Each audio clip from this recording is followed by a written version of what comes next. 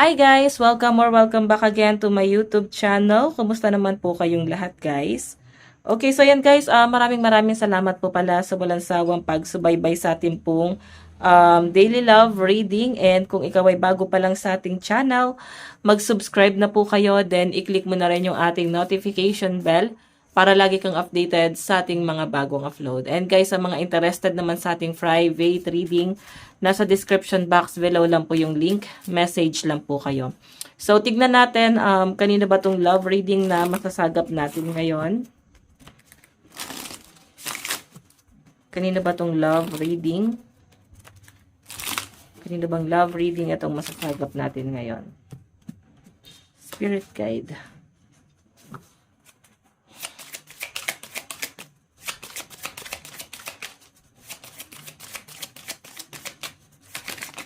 Oops.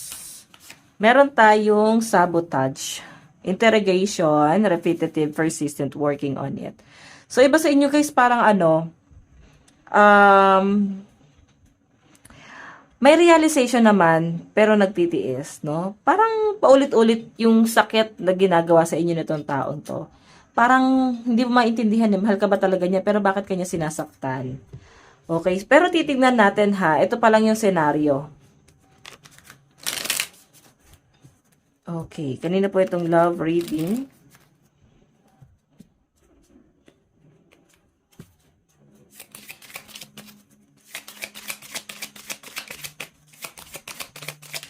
Ayun. Naku. Mukhang babaliktad yung mundo nyo. No? Pwedeng matagal na kayo guys, nagkaroon ng hiwalayan. Pwede naghiwalay na kayo. Pwede guys, naku, nagsasama pa rin. Hindi pa rin siya guys, naging maayos talaga. Iba sa inyo guys, pwedeng meron ka ng ibang kasama ngayon. Sumugal ka nang umalis dito sa relasyon na to eh. Kasi parang paulit-ulit na lang yung ginagawa sa inyo. Okay, parang pagod ka na rin na sumugal dito sa relasyon na to. Kasi yun na nga, parang kahit anong gawin mong effort dito sa relasyon, paulit-ulit lang talaga siya. Okay? Yun yung pinapakita sa akin. Pero guys, ito nagre-reminisce si person. Iniisip-isip niya ngayon kung ano yung relationship niyo before. May pagsisisi, may panghihinayang. Iniisip niya siguro na parang sayang naman tong relasyon na to. Pero parang wala na rin siya guys magawa eh.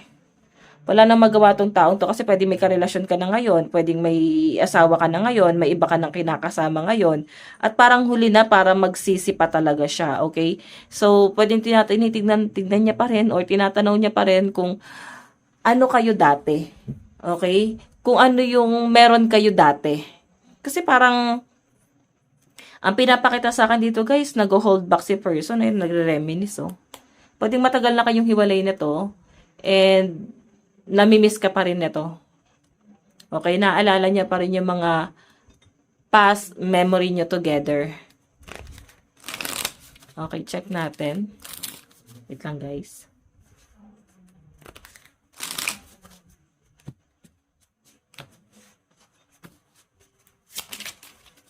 Kanina tong love reading. Oops.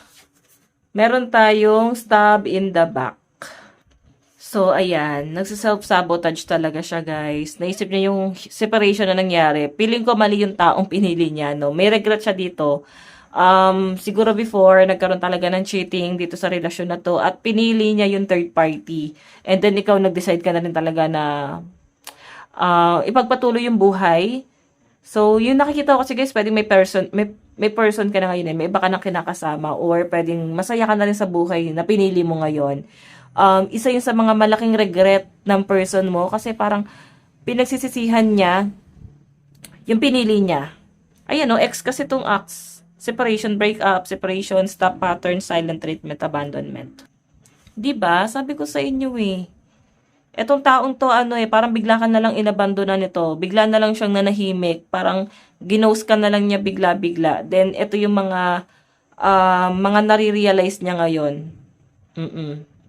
Late niya nare-realize yung mga bagay-bagay talaga. So, nagsiself-sabotage kasi mukhang hindi naging maayos ang buhay na tong taong to. So, napaka-worst ng relationship na meron siya ngayon. As in, parang ang salimuot, guys. meron tayong talking. Interested, conversing more, awaited message, arrives, text, call, email, hovering. 'Di ba? Ibig sabihin, hindi pa rin siya nagbabago kasi paulit-ulit pa rin yung scenario na ginagawa niya rito. May mga ka-talking stage pa rin talaga siya. Walang pagbabago. Paulit-ulit yung cycle na tong taong to. So, kung nila ako kanya before, pwedeng ganun din yung ginagawa niya sa partner niya ngayon. May panloloko pa rin. Okay? Pero guys, ito expect mo, may nakikita akong pag-uusap na pwedeng mangyari. Ayan possible na may pag-uusap na pwedeng mangyari sa inyong dalawa rito. Okay? Random lang eh. Kasi nililibang niya yung sarili niya, marami siya nakakausap, tapos bigla na lang guys, may pag-uusap na pwedeng mangyari sa inyong dalawa dyan, guys. Ayan. Diba? So, tignan pa natin.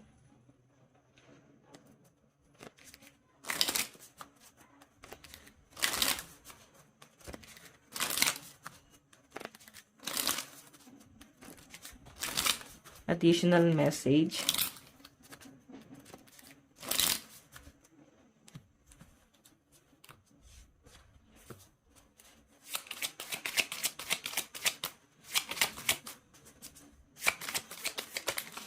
Okay. The snake. Diba? Sabi may cheating talaga na nangyari, guys. Okay? So, parang ang tagal mong pinagtiyagaan talaga tong taong to. Grabe yung pagtitiis. Kasi parang naging bulag ka na talaga dun sa relasyon eh. Ganun yung nakikita ko sa inyo. Nagtiis ka talaga ng matagal na panahon dito sa pagsasamang to.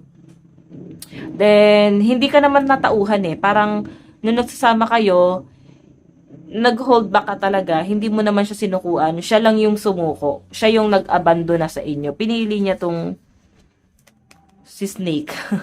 Pinili niya yung other person. Okay? So, worst pa rin ang buhay na tong taong to, kung tinatanong mo, no? Worst pa rin yung buhay niya kasi hindi niya pa rin inaalis yung bad habit niya, old habit niya. Hanggang ngayon may mga nakakausap pa rin. Parang interested pa rin siya sa iba. So, baka Year of the Snake ito. Ayan, pwede ikaw yung Year of the Snake or siya. So, ito yung Snake. So, buti na lang umalis ka na dito. Kasi yung pinapakita sa akin, guys, mukhang, parang kung ito yung nakatuluyan mo talaga, nakasama mo, grabe, pwedeng ikaw pa yung sasalo ng ganitong klase ng pamumuhay. Ikaw yung pwedeng itrato niya ng ganyan. Alam mo yung feeling na kung hindi ka umalis dito, ikaw sana to, baka nabaliw ka na dito sa pinaggagawa nitong taong to, no? Sa pinaggagawang kagaguhan nitong taong to. Wala naman talaga siyang direksyon. So, sabi nga nila, guys, tama bang iwan yung taong walang direksyon sa buhay? Alin lang yan sa dalawa? Kung itong taong to is willing na itama yung buhay niya, diba? Kahit na nagkakadalay-diletsa na yung buhay niya, kung willing namang itama yung buhay niya, bakit hindi? Pero, kung itong taong to guys, kahit anong tama na nang ginagawa mo sa buhay nito at wala talaga siyang pagbabago, yung tipong nauubos ka na. Kasi inilalaan mo na lahat sa taong to. Nauubos ka na kakahila sa kanya pataas. Tama na.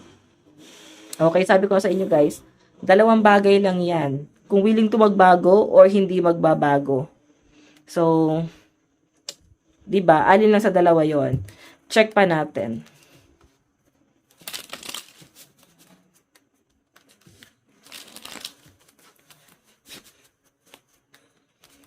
Oops.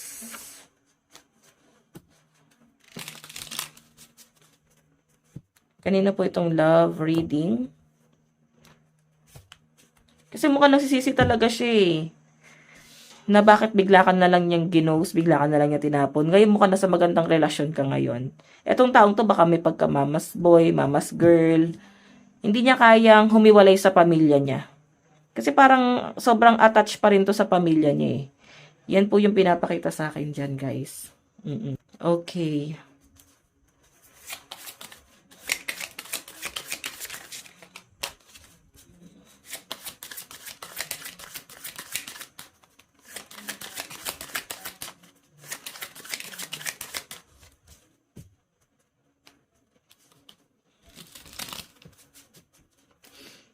Okay.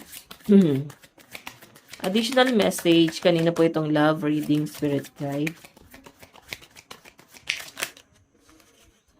Dalawa. Gusto niya mag-confess sa'yo.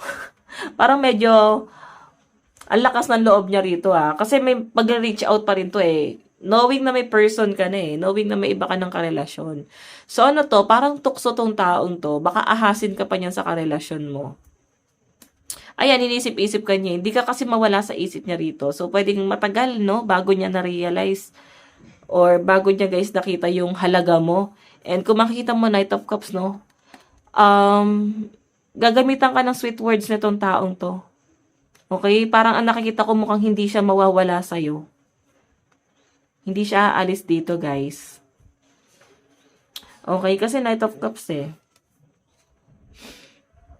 This time, hindi na siya aalis, hindi na siya mawawala. No? Once na magparamdam sa inyo tong taong to. Medyo ano lang, baka maguluhan ka Kasi isipin mo na lang, meron ka ng person or meron ka ng ibang taong mas pinagtutuunan ng pansin tapos biglang magpaparamdam to. Okay? Bigla na lang magko-confess sa'yo tong tao. So, maguguluhan ka. Ano ba dapat mong gawin? Anong gusto mong gawin? Anong gustong... Eto sa person mo, parang tatanong ko, anong gustong gawin nitong person mo na gawin mo? Kasi bakit siya ganito? Okay? Bakit ganyan yung ginagawa niyang action, bakit parang mas lalo kanyang pinahihirapan. Pero alam nyo guys, kung wala ka nang nararamdaman dito, hindi ka na para mahirapan pa. Pero tong taong to, ano to para may pag-snake talaga siya guys, mukhang gagapangin ka niyan sa person mo. Like, siguro before kasi, ano siya naguguluhan siya sa nararamdaman niya, hindi niya alam kung ano yung dapat niyang gawin. Nakikita ko sa person mo na gusto niya yung connection nyo is parang situationship pero hindi kanya kayang bigyan ng commitment. Parang okay na ako sa ganito pero hindi ta kayang bigyan ng commitment. So, ikaw naman, hindi ka pwede sa ganon. Gusto mo ng someone na pang matagalan na at pwedeng hindi mo siya guys makikita sa person mo. Kaya nga bigla siya ng ghost. Kasi, piling niya wala na siya na benefits, no? Then ngayon parang may ibang nagpapahalaga sa inyo, may ibang tao nagmamahal sa inyo, bigla niya itong marirealize. Bigla siya magpaparamdam ng ganito. Diba? So, mag-isip ka na lang, guys. Ano bang gustong gawin na tong person mo? Bakit siya ganyan sa inyo ngayon? Diba? So, check pa natin, guys.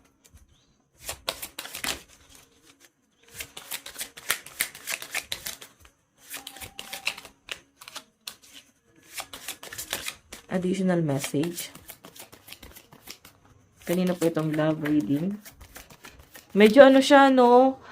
Napaka-bossy nung energy na nasasagap ko sa kanya Kasi nandun siya sa point na bigla na lang siya magpaparamdam tapos marirealize siya na hindi niya pa pala kayang mawala sa sistema mo.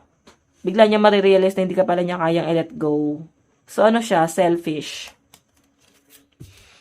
Kasi isipin mo na lang, bakit ngayon pa siya nagkakaganito? Parang late na para maghabol kung kailan. Diba? Ang tagal ng panahon na single ka, bakit ngayon kung kailan taken ka saka siya nagkakaganito?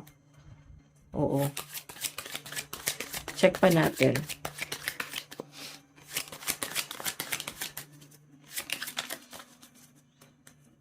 Okay yan. Ayusin na natin itong cards. Kanina po itong love reading. Oh. Self-sabotage. Stab in the back. 9 of Swords. So, yung nakikita ko sa person nyo, guys, nagkakaroon to ng sleepless night. Naguguluhan pa rin siya until now. Parang, alam mo yung tumatakbo sa isip niya, feeling niya rito, kaya ka naman niyang bawiin doon sa person mo Kaya kanyang kunin ulit doon sa person mo. Pero yung malinaw kasi na nakikita ko dyan, parang ayaw niyang gawin. Okay, kasi naguguluhan pa rin siya So, ano yung nangyayari? Kontento na siya ng ganito lang yung sitwasyon niyo. Kontento na siya ng ganito lang siya. Oo, na parang naguguluhan lang siya. Hindi ka lang niya kayang mawala, pero hindi niya kaya rin magkaroon ng commitment. Gusto ka lang na nandyan, ayaw niyang i-cut yung connection yung dalawa, pero hindi ka niya kayang bigyan ng commitment. Okay? Pero ngayon kasi guys, kung meron ka ng person ngayon, saka to maghahabol, kasi magkakaroon to ng matinding regret itong taong to. Okay? Check pa natin.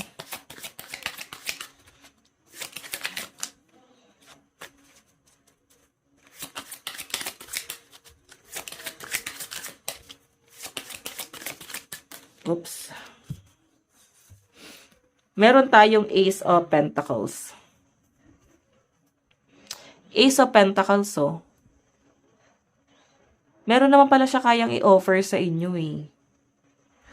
Oo, kasi malaki yung kaya niyang gawin or kaya niyang mag-effort, pero yun yung hindi niya lang talaga ginagawa. Okay? Pero ito na nga, kagaya ng sabi ko, guys, meron siyang kayang i-offer. Etong taong to, hindi niya lang talaga ginagawa. Pero kaya niya mag-offer ng cup of love. Pero kung makikita mo, sa tingin niya kasi rito, may nabe-benefits naman tayo both side. Hindi naman natin kailangan magkaroon ng connection. Yun yung nasa isip niya kasi noon. Kaya yan, nahulog siya sa iba. Dito snake. Hindi lang naman pala ikaw yung nakausap before. Kasi parang marami naman siya nakausap. Check pa natin, guys.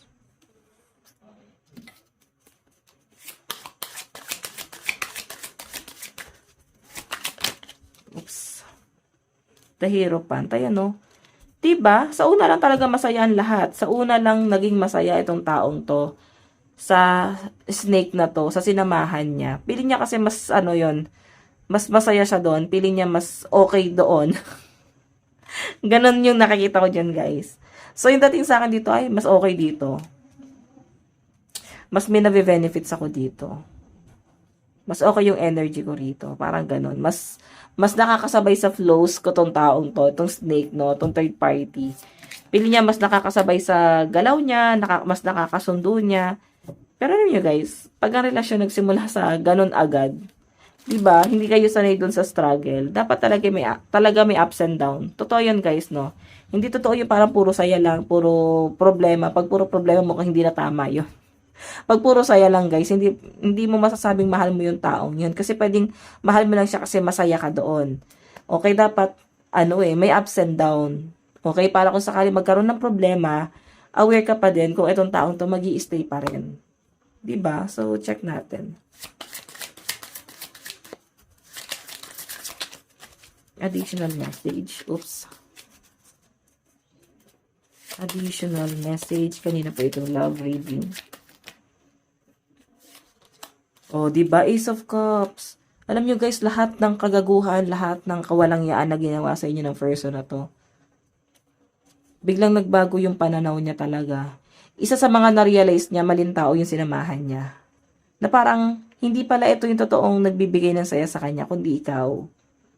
Okay, mahal ka niya, pero mas pinili niya dun sa mas tawag dito, mas convenient. Ayun, no? Kung saan mas may mabe-benefit siya. Ito kasing araw is nagre-represent to ng something stability. Ito yung emotion niya sa inyo. Diba? Binaliwala niya yung nararamdaman niya sa inyo kasi mas pinili niya yung mas convenient. Okay? Mas nag-go siya doon. So, eto, mas nare-realize ng person mo na mahal ka pala niya ngayon. Pero parang ang dating sa kanya, huli na ang lahat. Kasi mukhang meron ka ng iba. Kagaya na sabi ko, bakit kasi ngayon lang siya? Sana noon pa, tagal-tagal mong single. Diba? Sana noon pa na okay ka pa.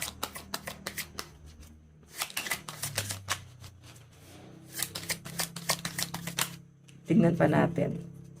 Diba yan, no? Ito ka, na nagpakahirap.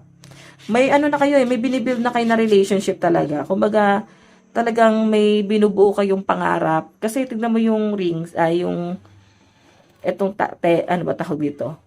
Sinulid. Diba nakakonect sa kanya? Ito wala naman na idulot sa kanya eh. Na-distract lang siya dito eh. Tignan mo ikaw yung nag-work dito.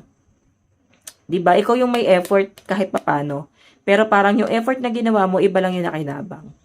Okay? Parang binuo mo tong taong to para sa ibang tao, hindi para sa inyo. So, hindi siya naging consistent doon sa relasyon nyo, guys. Kasi nalis talaga siya ng landas. Napatingin talaga to sa iba. Natukso to sa iba. Okay. Meron tayong the sun.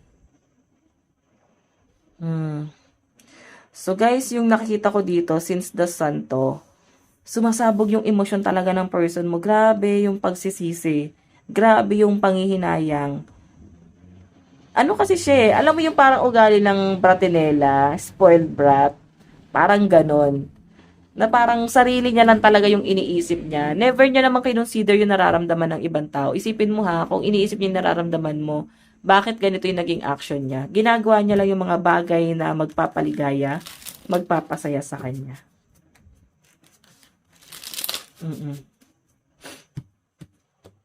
Check pa natin.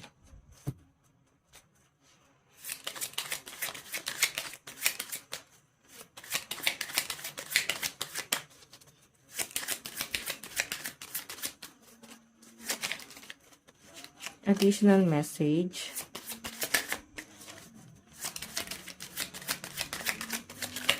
Oops.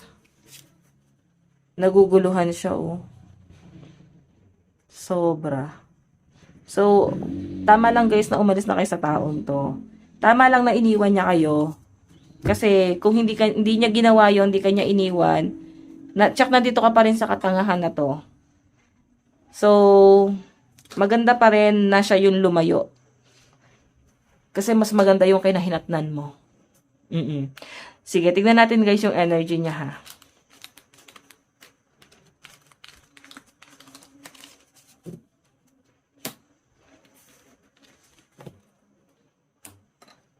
Tignan natin. Ano yung nararamdaman?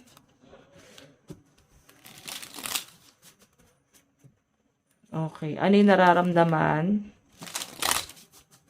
ng person mo sa'yo?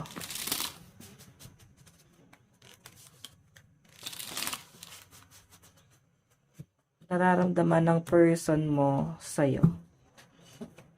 Okay.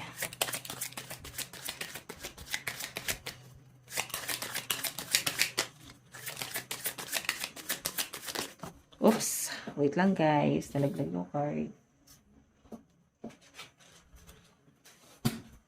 So, ito yung kukunin natin. Since yung nalaglag. 8 of Cups. Kagaya nga ng sabi ko guys. Naguluhan to eh. Yung bottom of the deck ko. Naguluhan siya kung ba't siya umalis. Kasi parang ano eh. Parang mas pinanghinayangan niya yung isa kaysa sa inyo. Mas pinanghinayangan niya yung third party, mas pinanghinayangan niya yung ibang tao kaysa dun sa binild niyong relationship. Okay? Parang pinabayaan ka niya dun sa emosyon. Pinabayaan ka niya na malungkot. Wala siyang pakialam kung ano yung mararamdaman mo kung sakaling lumayo siya dito. Okay? Yun yung nakikita ko dito sa person mo. Kasi basta ano eh, ginaw niya to, and isa sa mga reason, naguluhan siya. Yung tipong hindi pa niya alam kung yung nararamdaman niya sa inyo is love na ba yun? Or baka attraction lang. Kasi iba yung love sa attracted ka lang sa person na yun. Attracted ka lang physical, but not emotionally. Pwede na naman guys na attracted ka sa sa personality ng taong yon. Marami namang pwedeng attraction. Pero ito kasi guys iba. Pwedeng attracted lang siya sa inyo pero hindi yun yung love. Okay? May love din, pero piling ko, mas pinili niya nga talaga yung mas convenient talaga. Hindi pong, alam niya hindi siya mahihirapan sa relasyon. Check pa natin.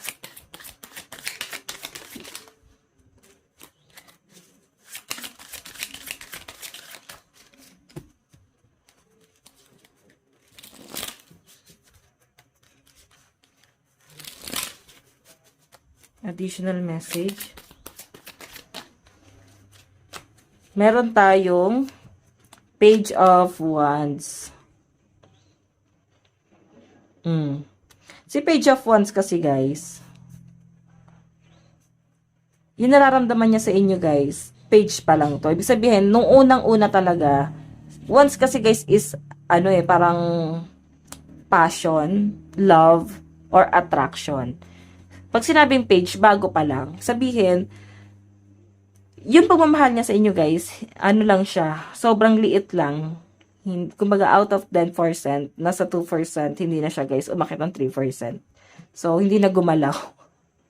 Oo, hindi kagaya doon sa isa na parang hanggang 10% umabot yung pagmamahal niya doon sa taong yun. Kaya nga ngayon nagsisisi to eh. Nagkakaroon to ng, pagsisisi talaga sa taong pinili niya. Oo. Mali talaga yung desisyon niya kasi hindi siya guys nag-isip, no? Baka bata pa kayo ng mga araw na yon. Mga maling decision pa yung ginawa niya sa buhay niya. Meron tayong Four of Cups. Ayan o, nakatingin siya sa third party. Hindi niya tinanggap yung cup of love niya. Yes, cup of love mo. Pero, nag-hold back pa rin talaga siya. Kasi habang kasama niya tong other person, nag-hold back siya sa inyo. Yun yung nakikita kong nararamdaman sa inyo nitong person na to. Okay? So, check pa natin.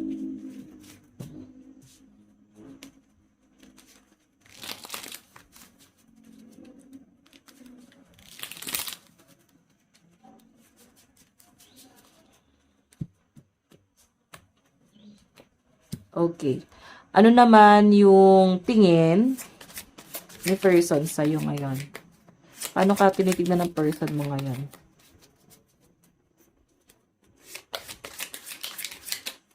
Meron tayong The High Priestess. Pinapakiramdaman ka lang niya. Inisto ka nito, no? Nakamasid sa'yo to. Inaalam niya kung anong ganap sa buhay. Ibig sabihin, pwede tinatanong ka niya sa mga circle of friends nyo, or sa mga taong malapit pa sa inyo, or hanggang ngayon parang may nag-uugnay pa rin sa inyo, okay? Tinatanong ka pa rin niya doon. May mga pag-uusap pa rin na ganun. Naguguluhan pa rin siya. Sobrang nahihirapan siya. Hindi yung parang naguguluhan na hindi na siya makapag-decide. Ngayon, straightforward na siya eh. Alam niya na parang, gusto ko talaga tong taong to. Parang ang walang yano. Ano akala niya sarili niya bola? Gusto niya parang pinagpapasapasahan siya. Oo. Check pa natin.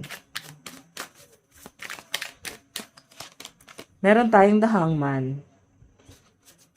Komplikado. Okay. Nasa komplikado sitwasyon daw siya ngayon. Hindi siya makapag-decide kasi piling niya masyadong conflict yung mga desisyon na pwedeng gagawin niya sa buhay niya rito. So, parang kailangan niya ng mahabang oras para dito sa bagay na to. Check pa natin.